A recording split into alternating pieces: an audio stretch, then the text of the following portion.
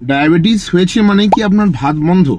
যখন আমি আমার আইসিইউ থেকে আমার পেশেন্টদের ছুটি করি, তাদের হয়তো ডায়াবেটিস ধরা পড়েছে বা হয়তো অনেকেই যারা সুগারে ভুগছেন, তারা আমাকে জিজ্ঞেস করেন আমি কি একটুও ভাত খেতে পারবো না?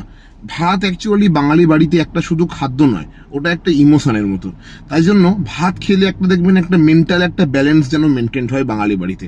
এবার আসছি ডায়াবেটিসের কথায়। ভাত হলো একটি সিম্পল কার্বোহাইড্রেট। যদি আপনি সারাদিনে শুধু ভাতটুকুই খান তাহলে কিন্তু সুগার বাড়বে। তবে কি করে খেতে হবে? ভাতের সঙ্গে পর্যাপ্ত পরিমাণে শাক, সবজি, ডাল, প্রোটিন এগুলো কিন্তু আপনাকে মেশাতে হবে, তবেই কিন্তু আপনার সুগার কন্ট্রোলটা ভালো হবে। কারণ এই অন্যান্য উপাদানগুলি একটা ওয়ালের মতো কাজ করবে, একটা দেওয়াল, যাতে কার্বোহাইড্রেটটা খুব সহজে ব্লাডে গিয়ে মিশতে না পারে। আরেকটা কনসেপ্ট হলো ফুড সিকোয়েন্সিং। ওটা মানে কি? ভাত খাওয়ার আগে আপনি স্যালাড, আপনি একটু শাকসবজি, আপনি ডাল খেলেন, তারপরে আপনি ভাতটা হয়তো একটু মাছের ঝোল দিয়ে মেখে খেলেন, তাহলে দেখবেন আপনার কিন্তু সুগার বাড়ার যে পরিমাণটা সেটা কিন্তু অনেকটা কন্ট্রোলড হয়ে যায়। এবার আসছি কি ধরনের চাল। আমাদের দেখবেন অনেকেরই একটা হ্যাবিট আছে, ভাত বেশ চকচকে ফর্সা হলে খুব ভালো লাগে, সাদা ভাত খাচ্ছি।